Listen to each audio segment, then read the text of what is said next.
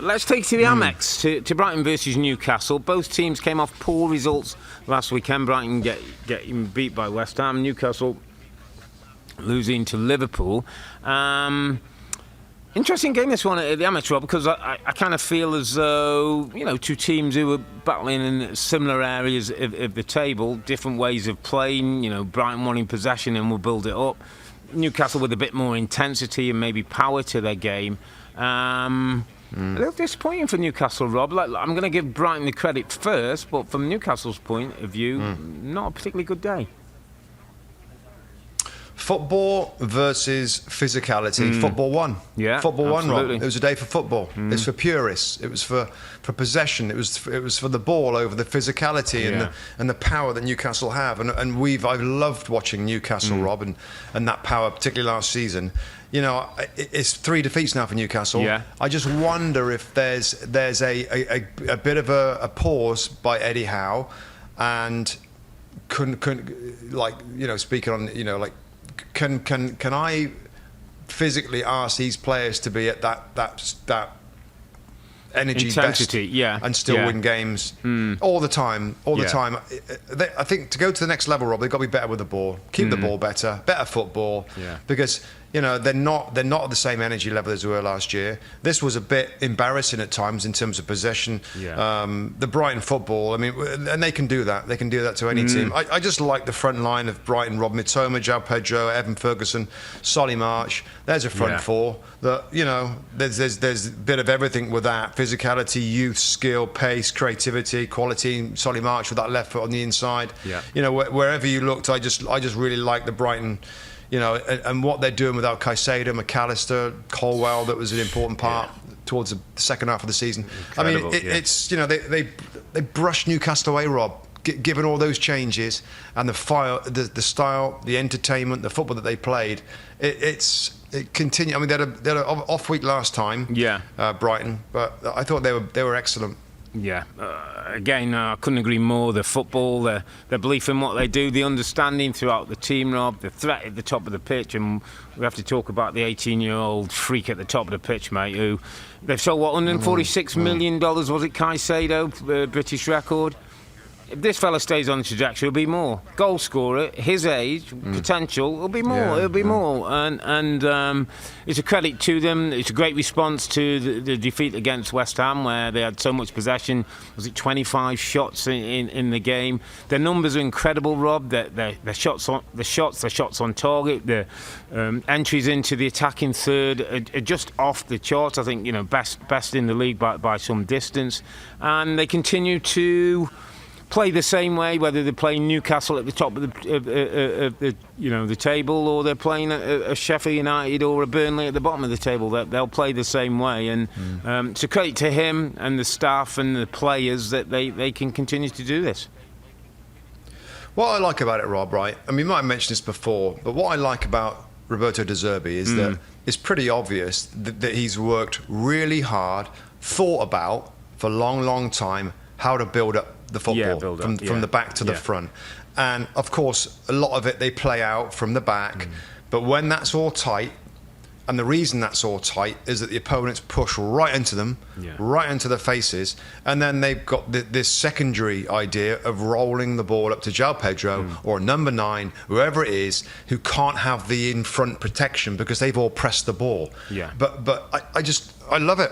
I think it's super smart. So if you're an opponent, Rob, you got to figure out, first of all, can we press them to stop them playing through us? And then can we get somebody in front of that striker? And there's often 2 strikers. I don't know whether that's possible. So it's really, really clever. And I just wanted to, next time anybody who's listening or watches Brighton, just study the way that they try and play out. And then there's always another little, and sometimes it's got to be a chip ball, but often it's a ball that's laid along the floor. The striker gets himself between the opponent and the ball, protects it, and they're out in a different way. So two ways of doing it, really impressive stuff. And Evan Ferguson, Rob, 18-year-old, is getting a lot of the plaudits and the adulation, of course, super young. And I know the De Zerbi, Rob, I think you mentioned it, that he's been a bit careful with him and taking his time with bringing him into the side. Yeah. But I want to chuck in my weekend's underappreciated performer, and it's not Evan Ferguson, because he is going to get tons of appreciation. I love the performance of little Billy Gilmour in the middle of the park. Little Billy. You know, a player that was formerly... Little Billy was a formerly at Chelsea Football Club and was drowned out a little bit and had some games where he was superb. But talk about a player that's absolutely perfect for De Zerbi and manoeuvring the ball, making good decisions, good passing range, sharp, doesn't get caught. He's always looking behind him, scanning the field. Very, very clever little footballer and somebody that, you know, with Brighton, I'm not sure he's... Well, maybe he will be in the future, Rob, as adored as some of the other midfield players, the McAllisters and the Caicedos of stuff that we'll talk about Caicedo next to Chelsea. But I just thought Billy Gilmour's performance and what he does, it is kind of why we do this thing at weekends, Rob, the underappreciated, because he does make Brighton tick right now. He is the guy. And I thought he had an excellent game. Do you want to give him a mention? Yeah, it's a really good shout. I think he's enjoying his football, Rob. We saw him break in at Chelsea and play European games. I think he's going to be a star, and then it didn't quite work. Went to Brighton, wasn't really regular. So it's a great shout amongst many who who've moved and names. Billy Gilmour's a good shout. Just in finishing on this one, mate, and this was my thought of the weekend. I went back home, watched a bit of highlights, and you see some stuff. And I was thinking with De Zerbi and Eddie Howe, because they've both gone into football clubs and both made drastic changes and improved both football clubs. But I was thinking with De Zerbi, Rob, he's almost given his Brighton players a manual, and it's probably got 5 or 6 chapters on it, and how they're going to play and how they're going to break down opposition, and if opposition do this, we do that. Eddie Howe's gone into Newcastle and he's got a manual, but he's probably only got 1, maybe 2 chapters. They play 1 or 2 ways, and if that doesn't work, and that's where I was just thinking that maybe that's where Eddie's got to start to think about other ways of playing games, and that the De Zerbi manual of having it almost looks to me whatever the opposition do, De Zerbi's team have got a plan, got a solution to it. I don't get the same sense sometimes with Newcastle, and that's something they've got to be wary of. Yeah, great point. It's a brilliant point. It's a good way of saying it, Rob, and I totally agree. The physicality, intensity is what we picked up on. Yeah. Eddie Howe's talked about it. But you're right. I think for them to evolve, and I've got to know here, how did Newcastle evolve?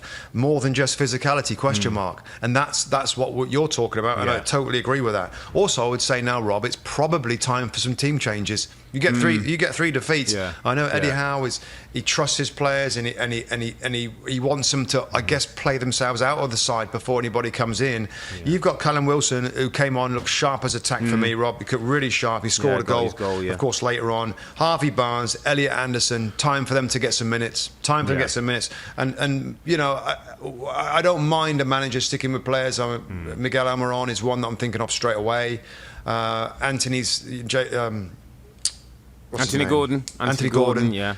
He's had flashes, but at this point, 3 losses, they haven't really got an argument now, Rob. After 4 games, haven't done too much. So I make 1 or 2 changes I expect to come from them. So they're defensively so strong last year. And one last point, Rob, on this, and I don't know whether it's anything to do with it. One last point in Newcastle, Rob. This Champions League group that they've got, it's so exciting for the fans.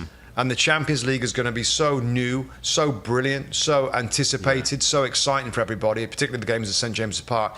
Is there a danger that the players are thinking more about achieving in that competition, in that group, than like last year, well, that's not in their mindset. Every they just love in the Premier League. Yeah, it's a good point.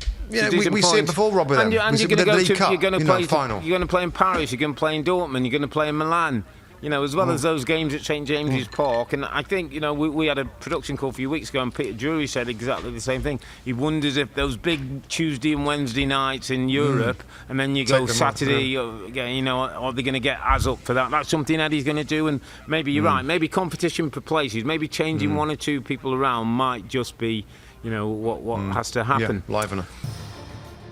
Hi there, I'm Rebecca Lowe, studio host for NBC's coverage of the Premier League. Don't forget to hit subscribe to watch more videos all season long. And for even more Premier League content, from original series to live matches, head over to Peacock. And be sure to tune in for Premier League mornings every weekend on USA Network and on Peacock.